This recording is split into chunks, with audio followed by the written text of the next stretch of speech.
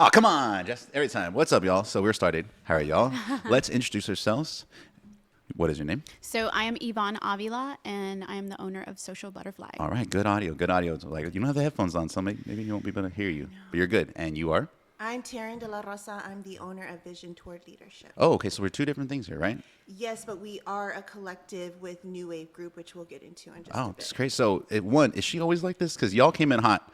And y'all came, like, I feel like, are we have a Kardashian? Because she came in with, like, a glam squad and, like, everyone's checking stuff. Well, Is she always she's like the that? social butterfly. Social She has butterfly, to make okay. sure that things are on point. I So- always try to be prepared for every situation. You just never know, like in your daily life, especially in business and doing what I've done for 10 years now. I try to be proactive rather than reactive. Sure. And I try to kind of prepare for different situations. And so one of the biggest things that I like to do is arm myself with the best people. Cool. And so if I am doing an effort, I always ask, like, can I bring someone? And it's not necessarily because I want somebody to hold my hand. It's more because it's like you never know when you will need that support. Yeah.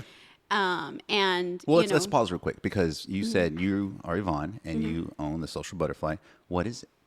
So Social Butterfly is a media consulting firm. We do everything print and digital marketing, anything from logos to brand work, fonts, kind of establishing who you are as a business, what the look of it is, what the message is, and then just encouraging you to have that brand uniformity, being consistent.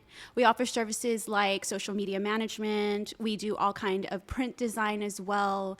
We're responsible for pretty much half of the billboards in Corpus. Awesome. So, you know, it's an overall marketing group. And we specialize in these different kinds of digital strategies that help you succeed in business as well. Isn't it crazy if you tell someone, hey, I'm a social media manager? They're like, oh, wait. One, most people now probably get it. But like 10 years ago, they're like, you're a what? That MySpace thing? Yeah. What are you talking about? So Yeah. is it something to where do you feel like you have to explain it all the time to people that own a business, especially maybe if it's like an older person that owns a small business here locally? Or they're like, yeah, I need help with that. My nephew does it for me and I don't really know what to do. So a couple things happen when I tell them that I handle social media or I do social media management. They either tell me, oh, I need help with that, or they'll be very transparent and be like, I really suck. I need to get better at mine. Or they'll be kind of in a place where they're like, I understand how hard that is because I'm trying really hard to do mine. So I admire you for what you do, kind of thing. So y'all actually like take over people's stuff, or do you tell them what to do? It's Kind of both? It's both, yeah. Like, in other words, I know there's some people out there that own businesses and like the owner or someone within them doesn't even touch their social media Right, stuff. they wash their Like when you hands. message somebody, it's a team like y'all that's answering questions and giving information, kind of has the templates, automatic messages, stuff like that. So it's kind of either or, whatever people are looking for. Yeah, so we do a couple different service models. The first one is where we pretty much take it and handle it. And then we schedule stuff. We work with an artificial intelligence module that schedules and shoots things out according to the algorithm. Cool. And it's according to kind of the engagement process. So it's not shooting in the dark, it's strategic. We build a strategic message that it has that brand uniformity for you. And then we shoot it out at the most optimal time to make sure that your engagement is there. I feel like over the years, I've never really, I grasp like when people are on social media in the mornings, midday, close to like lunchtime, close to like people getting off of work. But I've always just kind of just throwing it out there. Like, nope, delete. 2 likes, delete. Yeah. So Well, I everyone's think like, oh man, also- you got home runs all over. I'm like, yeah, but they're not always like that. Yeah. I delete the stuff that doesn't get any attention. Well, There you also you have all of the analytics now that you can pull, and you can see when your posts are getting the most engagement, the most views, and really in social media, especially now as we move into more of the reels and video, that's what they're looking for. It's the views. You know, you don't. Before it was let's chase the likes, right? Let's Sure. see how many people. Like I saw you post the other day your analytics, and it was like some crazy number like 15 million or something. I was like, that's awesome, right? But sometimes it doesn't translate into the likes. Sure. So getting the client to understand that and understand how social media works, particularly now, is very important. Yeah, especially when you can, how do you say it? Like whenever you're posting stuff online, you can either judge it by likes, you can judge it by comments, engagement, shares. There's all these different analytics on each one. So I'm pretty happy. Like if something gets a lot of shares, oh great, someone actually likes it. If it gets likes, cool. Someone clicked and gave me a pity like, oh great, awesome. Right. If something's it's like it goes likes, comments, shares for me. Like if the more shares I can get, the better. The more comments I can get, okay. Absolutely, The more yeah, likes, for sure. okay, yeah. My mom For sure. for Yeah. sure is always going to be there to like my Yeah. stuff, my aunts and everybody related to me. Yeah, no, for sure. But that's something that I'm definitely because we do collaborate and I work with her on. So one more time, what was your company called? So my company is Vision Toward Leadership. It's an organizational development consulting company. Okay. And so, Explain further. Yeah, so I usually have to because when people think about business consulting and I have organizational development, it's kind of different in that I go in and I assess what the business needs. You know, what are the gaps that are in the processes and the procedures and policies, and I work to make them efficient. And then I also work with the client to develop their team, whether it be team building, leadership coaching, executive leadership coaching. I go in to provide the supports to make that company profitable and effective and efficient.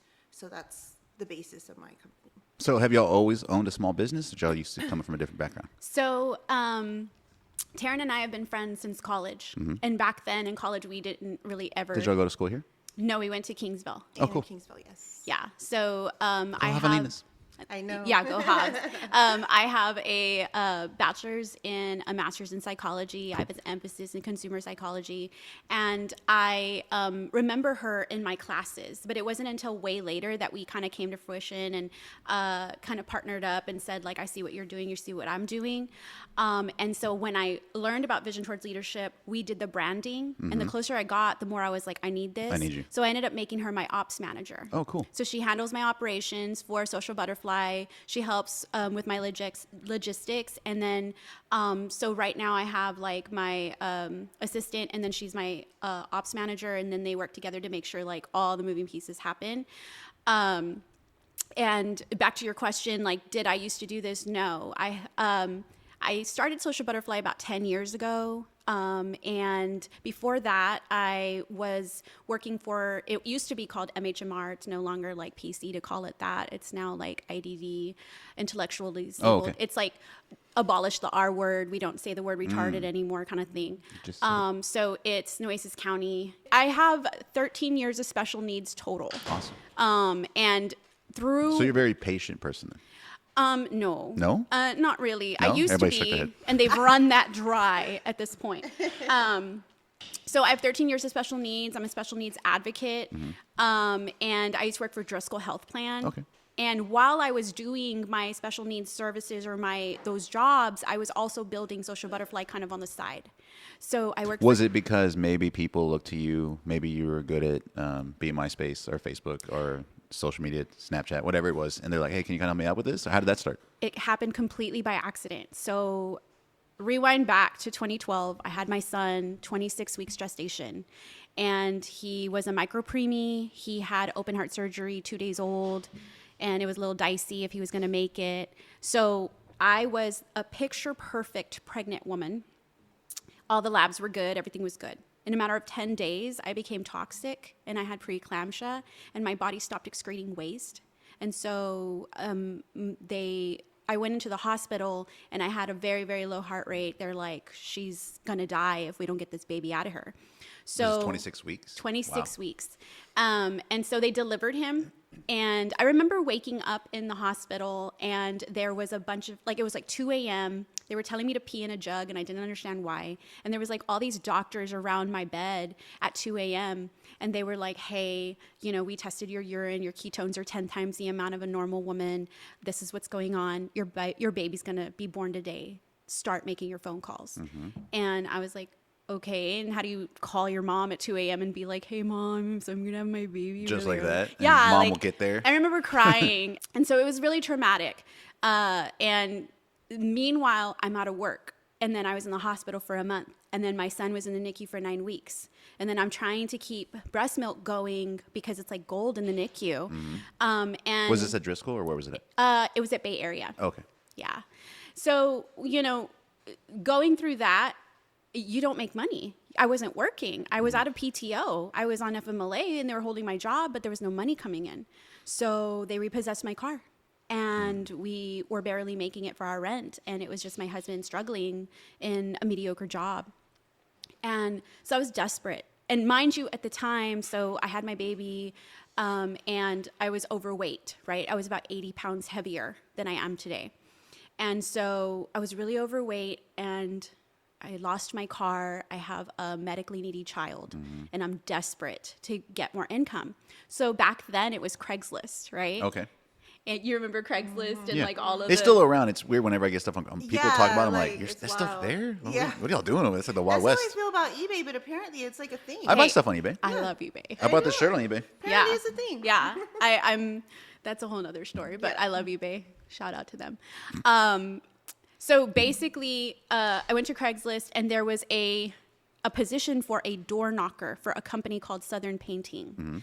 And they were painting people. They would paint homes, contractor, right? Sure. Interior, exterior. And they were looking for someone who could walk 5 miles a day and go leave like these bucket hangers on people's doors.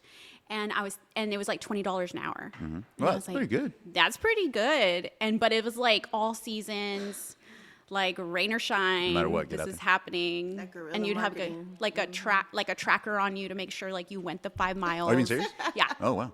And so A tracker, like a GPS. like a little like thing that you attach to your belt. Yeah. Oh, wow. So they would track you to make sure like Make they're sure you getting just their dump them money's in the worth. parking lot. Yeah. Well, actually, we had that happen, but that's another story. So yeah, they were just kind of, they had PTSD from bad workers, I guess. So I made the appointment to apply for the position, and then like whenever I apply, I like kind of do a little bit of recon. Like, you know, I'm all about alignments. Even then, 10 years ago, I was about alignments. And What do you I mean was by alignments? like making sure that who is in my circle or who I represent or who I let kind of get to know me get to know them kind of thing, establish a relationship with, it has the same values, that we speak the same language. You know what I mean? And that's so important to me these days, and it was back then. And I guess it has been since childhood, is just to make sure that the people that you run with represent you well. Okay. And so I wanted to make sure I was a good reflection of them and vice versa. Even What- though it was just like a company to say hands for flyers? Yeah. Okay. Yeah, I know, it's kind of weird. And so I went ahead and looked online, and there was a lot of like 404 redirects on their website, little dead links. Their social media was poorly maintained. They hadn't said anything in a while. There was a discrepancy in the numbers, like what is the actual number? Because there's like 3 numbers at this point that are showing up in different areas. And I got all that stuff and I wrote it all down. I typed it all up. And I showed up to the interview and we did our spiel, and they were Oh, and like, you basically told them, like, hey, you're lacking here. I can help you. well, yeah. So we did the interview and they were like, do you have any questions? And I was like, I don't have any questions, but I have these things that I want to mention to you.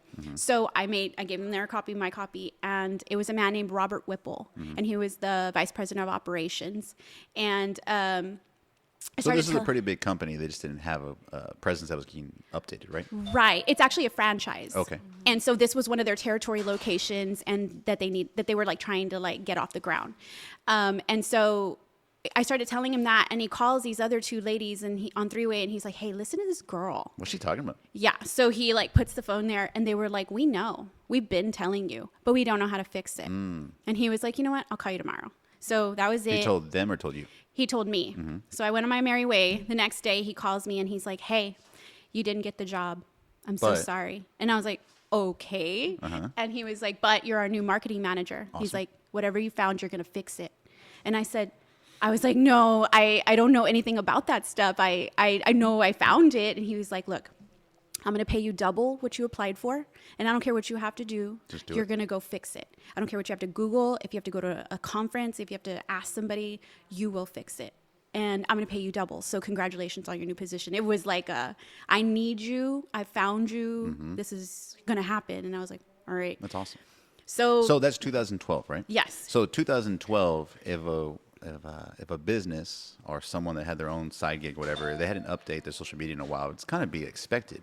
Now it's a weird thing. Like now, if someone mentions somebody and I go to their Facebook, I go to their Instagram, I go wherever they are socially, and they're like, damn, they haven't posted like in a month or 2. It's like, I guess they all died. I'm like, Yeah, Isn't like that what weird that you happened? expect that? Back then, I would think like, oh, okay, cool. Not everyone knows how to do this. Right. But you saw it as like, oh yeah, I can fix this. When most people would be like, oh yeah, most people do that. I remember seeing websites for companies that were pretty large companies in town, and you'd go to the website and it would have the little flashing GIF, and it has like the construction, like under construction, with a little like web counter in the Right, bottom. exactly. And it was just that's the way it was. There's companies now here in town that are huge companies that do really, really, really, really well, but they have websites that are just dated, like Right. decades. They died, old. yeah. They made it with like front. What is it called? Was it Front Page with Microsoft Front Page?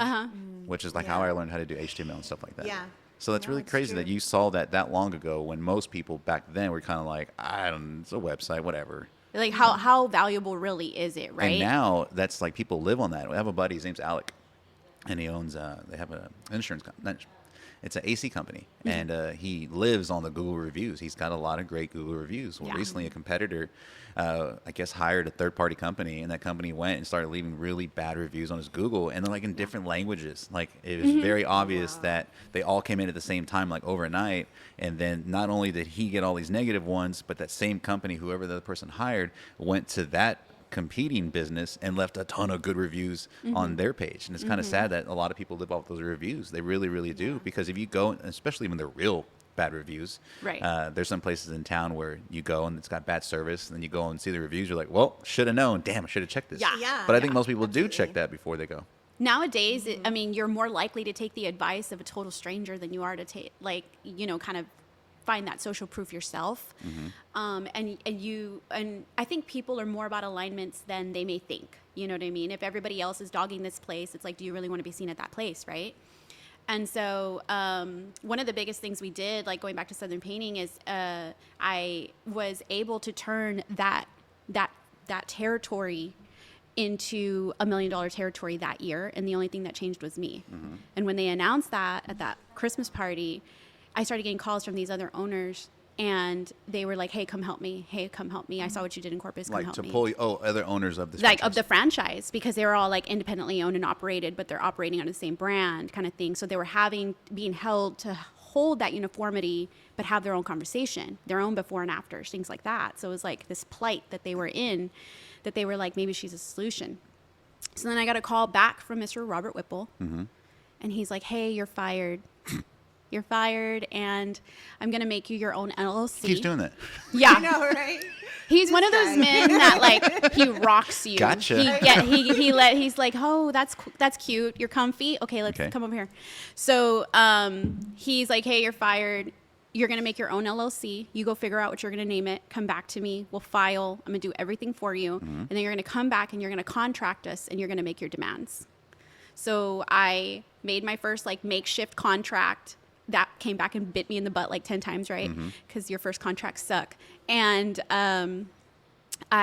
so Social Butterfly still to this day handles Southern Painting. So the LLC that you Oh, yeah, I made started Social then Butterfly. was Social Butterfly. Uh-huh. Okay. Yeah. And that was in what year? It was 2012 still. Oh, okay. So it happened It really was like, fast. yeah, it happened that same year. And we were able to kind of like track sales and see where they're at, what they're going. And so I wouldn't say like the beginning of 2013 is kind of when we went, okay, something needs to happen. And we ended up making the LLC.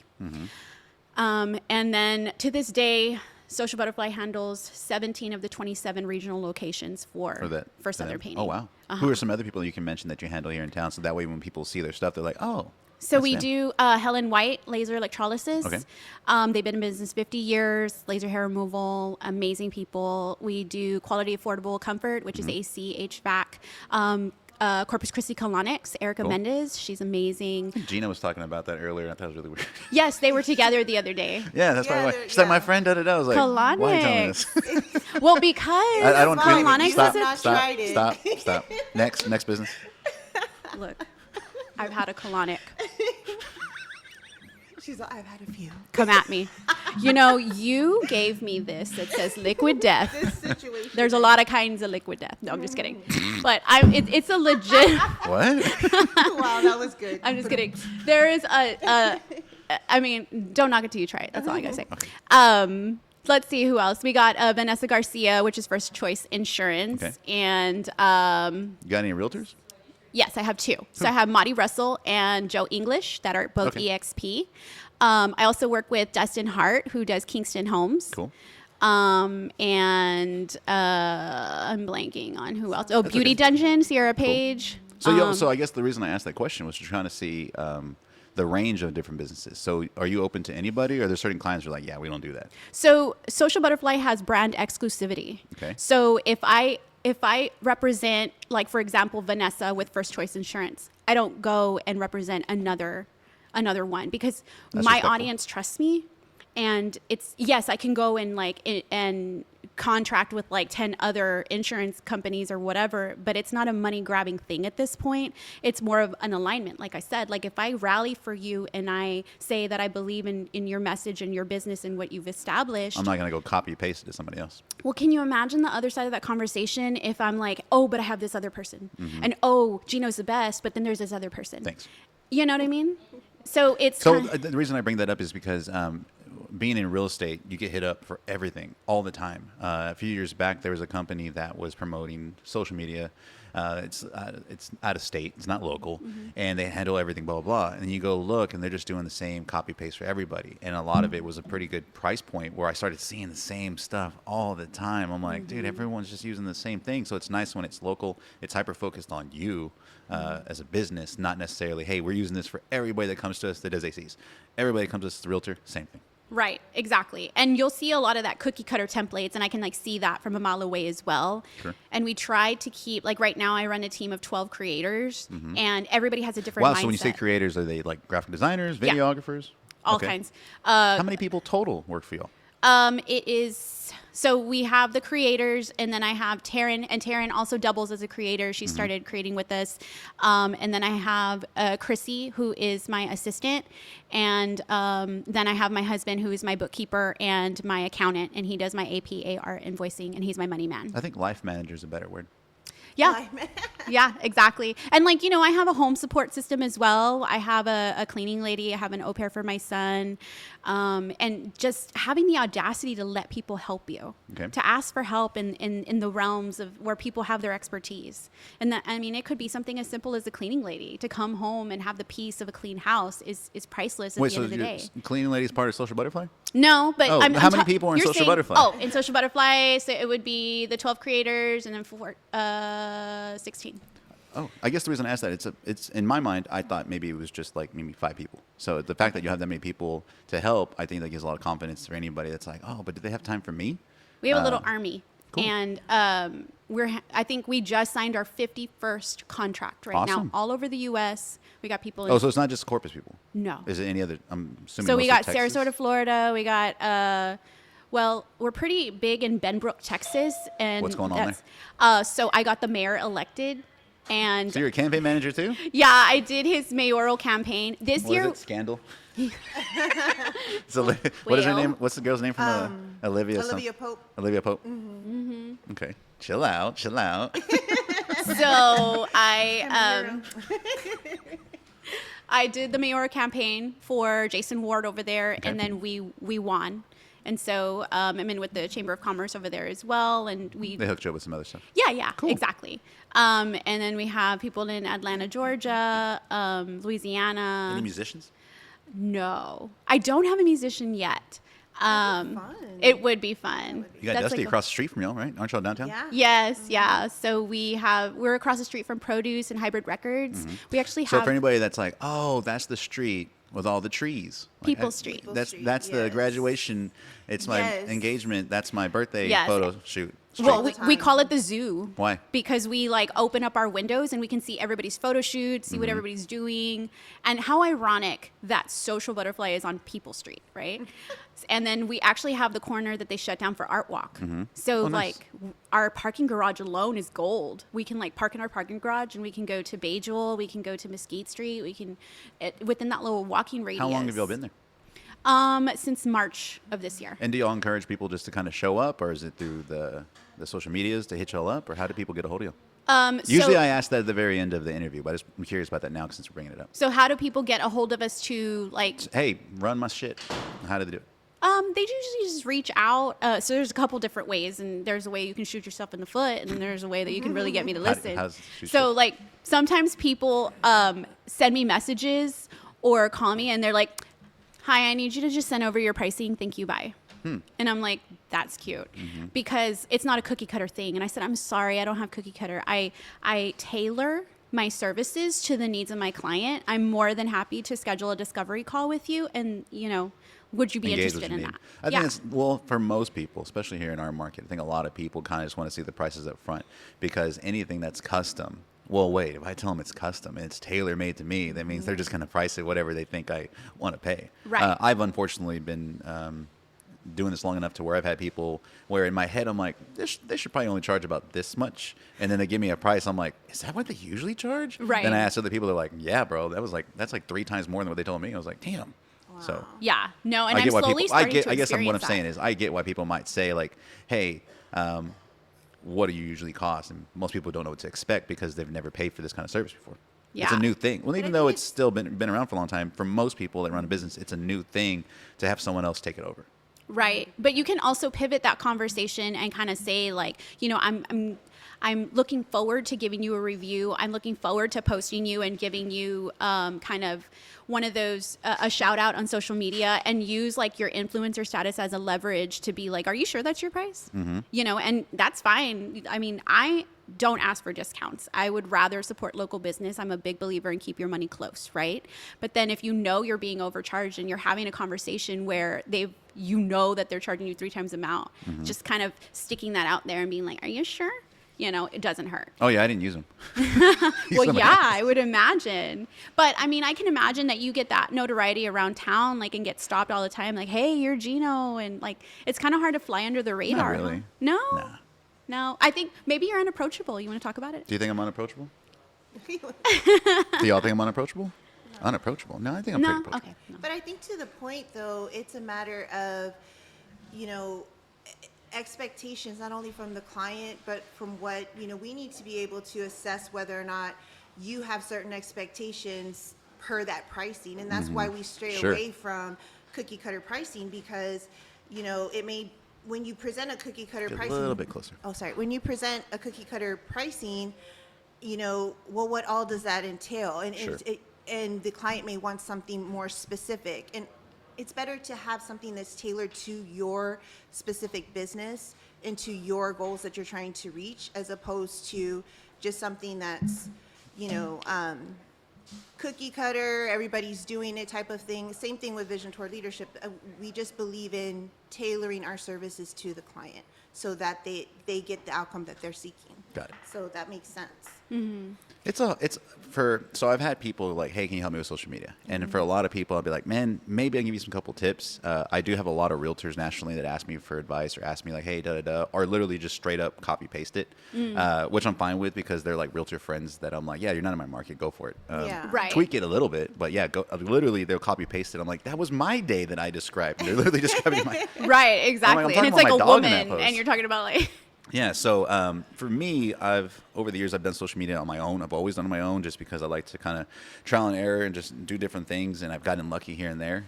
But it's for me. Like if someone told me, "Hey, manage mine," and I'm a business, I would be like, I don't know what, bro. Like, I don't know what you do. Like, Right. I can give you an idea. I think for some cases across the board, I think there's certain tips that would go across the board for anybody. So not trying to give away the farm, but if there were certain tips you would give people that right now are listening, they're like, yeah, I got a business. I haven't updated my Facebook in a long time. I haven't really focused on my Google reviews. I haven't put any content on TikTok or YouTube or Reels or whatever. What are a couple of different tips? And then we'll go into the outline that you sent me, because you're the first person ever so far on the show to send me an outline. Usually just wing it, but I like it. So let's talk about maybe a couple little freebies out there you can give people that are looking for some help. So, I actually have a couple presentations and slide decks that I do like for speaking events don't and need a things like slideshow, that. just No, like- I know, but I'm like trying to think of like what I have on there. One of the biggest things I tell people these days is to make sure that you have more than one admin on your page. Okay. Because yes, you look at your page, look at your followers. What would happen if your account got compromised? It's funny you say that. Mine did. So the page that I have now, the big one, 2-3 years ago, 2019, my personal page that managed that page just disappeared. And I got like deleted. I was like, I had no personal Facebook. Luckily, No notice, no emails, nothing. No. Luckily, Jessica, who's here, was an admin, and then my wife was an admin, just as kind of as a backup. And I they was throw you so back lucky in. I did, because if I wouldn't have had that, I would have no way to get into that page, and I would have lost a lot of work. I'd say work, because I've been using it for such a long time.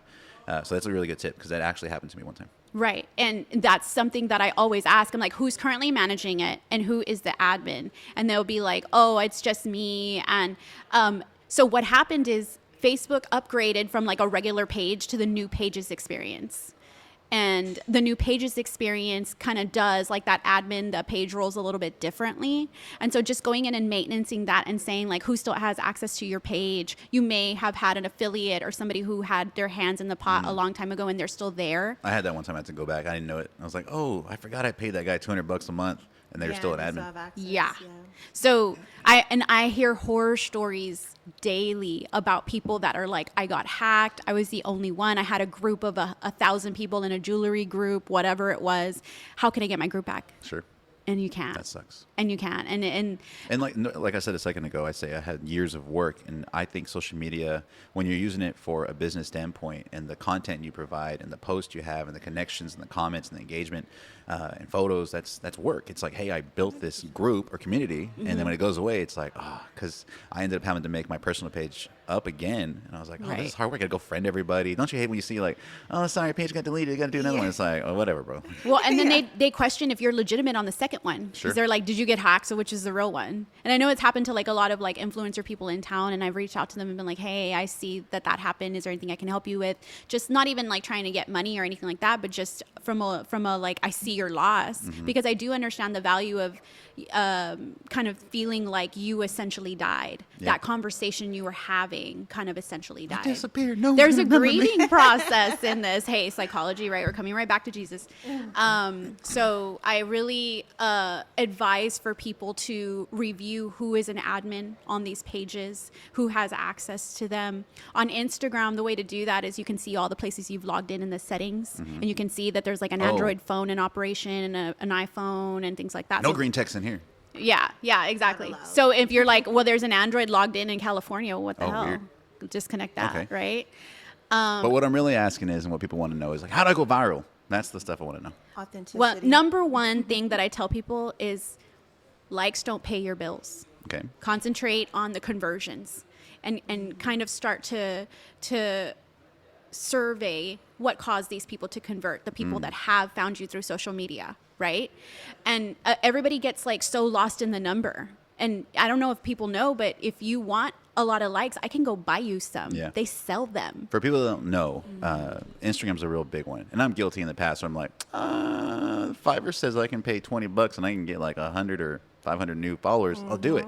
They're fake accounts, and so what Instagram, at least Instagram, looks at is the conversion, like you said, from actual likes or follows on your page to how many likes per photo and how many comments you get. Because wait a minute, you have 20,000 followers, but every photo only gets like 10 likes. What's going on here? Right. Oh, because they're all fake. That's what Right. it is. Yeah, we call them ghost followers. And what you're going to do is you're going to screw yourself on that algorithm as well, because you're going to be seen as like, well, nobody's really, because there's reach and then there's engagement, right? Sure. And with your reach, it's not unique users. Some people have seen it several times at that point. And then there's also engagement. And like if it's a video, it's like a 6 second, if they're on it for 6 seconds or they're reviewing the comments or whatever. And to me, the most interesting thing is to see the difference between the engagement and the reach of like how many people saw it. And it's like 4,000 people saw it. And I have one like at 10,000. And then you have like 400 people who, and like, you know, I'm like, I didn't buy any. I know these people are real. So it's like, did they not like it? Are they hating it? Like, why is it 4,000 people saw this and only 400 reacted? And you have to, and I tell people, don't take it personal. This is not about you. And I think people are more reserved with their likes these days, right? think so? They kind of hold them hostage a little bit versus, so a like versus a heart, right? Oh yeah, I judge people on that. Right? I'm like, Is are they that mad weird? at me? It's like No. a weird, Even my wife, like if I post something and she she just doesn't give likes a it? heart, I'm mad. Right. I'm like, well, wait a minute. And I I'm tell like, hey, people, babe, like, I you need need to go fix that. separate yourself from that, like, emotionally, because they're like, well, why did he only like it? Why didn't he love it? Oh, if I get like there's all no laughs care. and like a couple of likes, I'm like, nah, dog. Yeah, the hater. You know how to do You it. spot the hater. Just go like this and then hold it and then let go. Yeah. Or the like hater. the really awkward fat finger moment when it's something sad and you Oh, laugh yeah. at Laugh. it, Oh and my then God, your the oh worst. shit goes Yeah. off. I usually fix it pretty fast. Yeah. Hopefully they don't get the notification that I laughed Right, at it and then I exactly. changed it. Yeah. Okay, tip number 2. So Did y'all answer how to go viral? Well, and that's what. Just to that point, what's your end game though? Like point. if you're trying to sell a service, then you're looking for someone like social media marketing that's trying to market to your base or to your clientele. But if you are trying to go viral because you want to be that next influencer that's going to get a brand endorsement, then there's a different way to do that. And what I've seen through my kind of research, it's authenticity. It's engaging with your audience, but in an authentic way, not where it's this curated type of script where I don't think we're in that age anymore. Nobody wants to see that kind of like I don't know I want to say Kardashian type of vibes where it's like reality, but everything's scripted. Sure. and they put everything where it should be. I think people are, at least right now in this moment, I think authenticity is really where it's at. I usually tell people it's quality over quantity, because if you provide service in a target market, what good is going viral going to do for you? All those people out there are not going to come and use your service in Corpus Christi, Texas.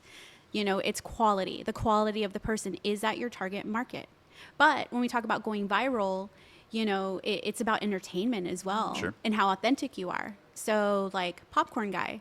Yeah, so I was going to bring that up. So I was bringing up 2 people, Popcorn Guy and then the Laredo Taco Lady. Only because my there's 2 things that God. happened recently where it went pretty far as far as reach. I even had some friends that maybe just shared a screenshot of the Taco Lady fight. And The memes. all he said was like, this is how focused I want to be in 2023. And it shows a guy wearing the painter shirt that's Yeah. grabbing a Kalashi. Yeah. And so the reason I bring him up is William, shout out William. He wrote, oh man, I got 1,200 likes. When does the payday start coming in? I think a lot of people think that once you have something that goes, quote, viral, I'm not sure what the actual definition, or if there's like a number or standard, like if it gets 100 shares or 1,000 shares. Right. But I think people think when that happens, it's like automatic money just falls from the sky. No. And it's not the way that works.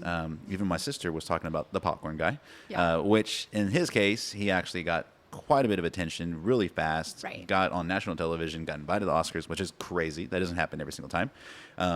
But that's the possibility. But he, like you That's said, the he was conversion. but he was also authentic, and he was just being him. He 100%. wasn't purposely like, hey, record me so I can try to go viral. I think that's He was kind of just fun when it vibing, happens that way. doing his thing, and then him going viral allowed him to convert that into, now he's going to the Oscars. That's the conversion you see. But he when was, so there's a difference between like someone like him where just accidentally goes viral, and then someone, like I said, that's trying intentionally to trying to every Right. time. Because there is a 100%. lot of influencers, if you want to call them that, on TikTok, where there's like these couples or these people where they're living these, oh, here's my daily wake up routine. And it shows them getting out of bed, and it shows them ironing their sheets. I'm like, who irons their sheets in the morning? like, it shows bro, them nobody cares. It shows them making a protein shake. But some of them, I guess I'm watching them because they do them every single day. Yeah. That's not real though. It's not real. It's not. that's one way to It's go viral. Is do the entertainment. same thing over and over and over But and they're over. selling in that aspect. They're selling an aesthetic. They're Sure. selling a style, a lifestyle. So again, it goes back to what's your end game when you're trying to become an influencer. What's the end game? So if you're trying to be a fashion blogger, fashion influencer, then your content is Or like going to be. I think a good example is, and there's a lot of people that try, is like a fitness influencer. It's like, hey, I'm gonna post my workouts every single day until this supplement company reaches out to me, or to this Exactly. energy drink reaches out to me, Exactly. or they drink Liquid Death on their podcast every single time. Hopefully, someone will Yeah, I know. reach out and give us a cooler. Yeah. I know. I was gonna say, can you just shout them out so people don't think I'm over here like drinking a tall boy? or It's something? water, by the way. Oh, yeah. And see, I'm sober, so Yeah. I'm like really careful about that kind of stuff. But it's water, so we're good. Yeah, no, definitely. That was And- one of the things you had. So we don't have a lot of time left, but that was one of the things on your outline. We have a few minutes. On the outline, you mentioned about being sober. I didn't know you were sober. Is that just by choice, or are you doing 75 hard? So 2 things there. So 75 hard. I posted that I wanted to do it, and I had a really good response, and I had a lot of like side DMs, and in a perfect world, the way I would have done it is made a support group for 75 Hard and just kind of made that daily affirmation of like, everybody put your stuff here for like social proof. Sure. And who says that won't eventually happen? But I had an arm lift surgery in June that mean? last year. So I had a brachioplasty with Dr. Cassidy Nojosa, and the stitching didn't heal right. It healed very wide, and so that's the reason why you'll see me wear a lot of long sleeve stuff. Losing 100 pounds ravages your body. Sure. And so I've had several, and I'm very open about my plastic surgery and surgeries I've had because I'm a big like empowerment, body love, but if Jesus didn't give it to you, you go buy it kind of person, right? So I'm very open about it. The last surgery I had was an arm lift and a brachioplasty. Oh, okay. You're saying from the weight loss, the loose skin, right? Yeah, okay. the loose skin, and it kept that extra skin kept me from getting into like silk shirts or smaller clothing and things like that. So I said to hell with it. I got the surgery. I didn't heal right, and it was like my body rejected the stitching, and so we're going back in to revise on Monday. And so you're not ready, basically, trying to say. Yeah, she told me don't work out, and so I was like, okay. But I'm also keto, and I've been keto for about 2.5 years. Was that part of the 100-pound weight loss journey? Yeah. So I had bariatric surgery, and we're bariatric sisters too. Okay. And I only lost like 50 pounds and continued to eat horrible. Only 50 pounds. There's people that kill for like 10 pounds. I know, but I had a lot to lose, and I'm a short person. I'm like 5 foot flat. Yeah. So I lost 50 pounds, and then I felt myself getting, big again. I felt myself, and I always tell people, like, you're not fat, you have fat, and you have fingernails, you are not fingernails kind of thing. So I don't ever want it to be like I was fat, but I was starting to feel unhealthy again, right? And so I think that's a lot of people right now for the holidays. It's like, I've been living on tamales. Yes. Oh yeah, for sure. And the struggle of it. So when I had the arm surgery, I decided to go completely sober because, you're making these strides to improve yourself, and then you're like drinking. And then on top of that, I had a lot of friends who got a DWI or who had gotten into a position where they made a really bad choice when they were drunk. And just seeing that was like, this has officially fallen out of my alignment. Like I don't have the time to be hungover. Too, I had a really bad habit, not because I drink a lot, but I would go to a restaurant and we'd be sitting down just having dinner at Water Street downtown, and I'd be having like 3 or 4 Modelo's just because I didn't want to drink water. I was like, I'd rather drink a beer. But I'm like, why am I drinking beer right now? I don't need to be drinking beer. It's just empty calories, and it's going to make me mess up my workout in the morning because I was really trying to stick to a routine. I was like, what? I'm just doing it just to do it. I have no point to do it. We live in a habitual alcohol revolving society. It's everywhere. Sure. And so I'm trying to change that narrative in my little circle for what I can control, right? So I'm sober. I let people know I'm sober. I encourage people to make sober choices. She's like, knocks drinks out of people's hands. Get that out of here. No, Get that corn out of my face. So what I am starting to do is I'm starting to have conversations with local bar owners and saying like, hey, tell me about your mocktails. Tell me about alternatives to alcoholic beverages where you can still make money and gain that notoriety. And I think that just having that conversation from a business marketing strategist perspective to say like, the reason you sell beer is because you're trying to make money. Let's talk about other ways you can make money and be responsible. Or maybe for that person that's like, hey, will you be the DD and go out with us? Here's a drink. Well, guys, I hate to cut you off. I do have only so much time with y'all. I appreciate y'all coming in. I love when these interviews go really, really fast because it's like, damn, how did that happen so fast? It was great talking with y'all. I would like to actually talk with y'all more about the social media stuff, just because sometimes I do get tired of doing it myself. It can get overwhelming, especially looking for new ideas for people that are actually...